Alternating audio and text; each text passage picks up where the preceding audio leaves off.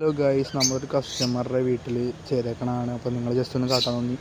അപ്പോൾ first കേജിൽ cocktail, രണ്ടാമത്തെ കേജിൽ African love bird, മൂന്നാമത്തെ കേജിൽ ഫിഞ്ചസ്, നാലാമത്തെ കേജിൽ ജാവ, പിന്നെ വേറൊരു കേജ് സെപ്പറേറ്റ് ചെയ്ത നമ്മുടെ ലവ് ബേർഡ്സിന്. അങ്ങനെയാണ് ഇവർ സെറ്റ് ചെയ്തേക്കണത്.